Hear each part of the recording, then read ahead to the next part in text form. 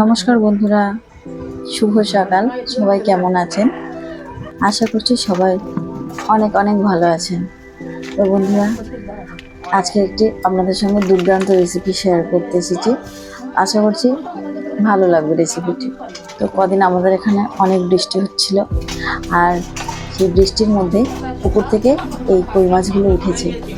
জ্যান্ত জ্যান্ত কই মাছ। আর এই মাছ বাড়িতে বাবার দেখি মাত্র মাকে বলল যে আজকে মাছের তেল কই বানাও। তো কই মাছের তেল কই, আর তাও আবার এত বড় বড় সাইজের কই মাছ, ভালো তো লাগবেই।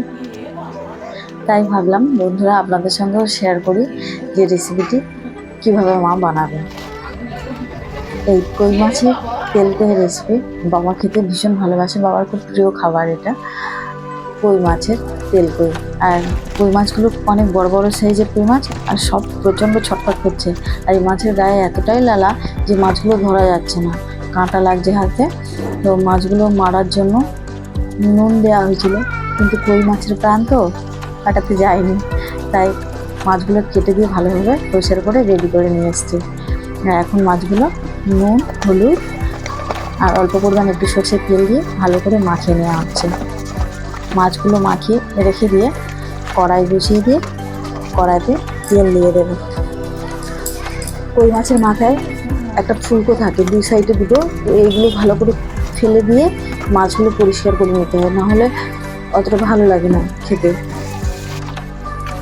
ততক্ষণ কড়াতে তেল গরম হতে থাকুক, আর এই তেল কই বানানোর জন্য কী কী লাগছে সেগুলো একবার রেডি করে নিচ্ছি।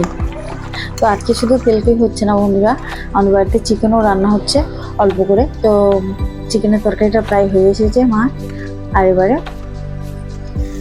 মাছগুলো ভেজে নেব। এই মাছগুলো নুন, হলুদ আর সঙ্গে অল্প একটু সর্ষের তেল দিয়ে মাখিয়ে রাখলেন না, মাছের যে আঁশটা একটা গন্ধ হয়, তো ওই গন্ধটা চলে যায়। সেই জন্য ভাজার আগে মানে মশলা মাখানোর সময়, নুন হলুদ মাখানোর সময় অল্প পরিমাণে একটু সর্ষের তেল দিয়ে মাখালে ভালো হয়। আর এবছরই প্রথম, মানে আজকেরই প্রথম আমাদের বাড়িতে তেল কই হলো। মাছগুলো উল্টো পাল্টা ভালো করে একটু কড়া করে লাল লাল করে ভেজে নেওয়া হবে। তো ততক্ষণ ওইদিকে কী কী নিয়েছি দেখুন। তেল কই বানানোর জন্য পেঁয়াজ বাটা, পেঁয়াজের পেস্ট, গোটা পেঁয়াজ কুচি, কাঁচা লঙ্কা কুচি, কাঁচা পাকা লঙ্কা দুটো মিশিয়ে আছে আর কি, কাঁচা পাকা লঙ্কা কুচি, আদা বাটা, ধনে জিরে বাটা, আর আছে হলুদ গুঁড়ো, স্বাদ মতো লবণ, সর্ষের তেল। কালো জিরে ফোড়ন দেওয়া হয়, কিন্তু আমাদের বাড়িতেও কালো জিরেটা অতটা কেউ পছন্দ করে না, সেই জন্য কালো জিরে ফোড়ন দেবো না। আর টমেটো কুচিটা এমনি নিয়েছি, টমেটো কুচি দেবো না তেল করে। তো মাছগুলো ভালো করে কড়া করে ভেজে নিয়েছি। আর এখন মাছ ভাজার তেলের মধ্যে অল্প পরিমাণ তেল দিয়ে তার মধ্যে পেঁয়াজ কুচিগুলো দিয়ে দিয়েছি। পেঁয়াজগুলো একটু লাল লাল করে ভাজা হলে তার মধ্যে দিয়ে দেবো পেঁয়াজের পেস্ট।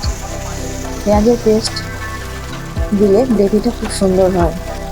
তো পেঁয়াজের পেস্ট দিয়ে তার মধ্যে দিয়ে দিয়েছি আদা বাটা, হলুদ গুঁড়ো দিয়ে মশলাটা ভালো করে কষিয়ে নিয়ে দিয়ে দিচ্ছি কাঁচা লঙ্কা কুচি, ধনে গুঁড়ো, জিরে বাটা, সবগুলো মশলা দিয়ে অল্প পরিমাণে একটু জল দিয়ে ভালো করে কষিয়ে নেবেন।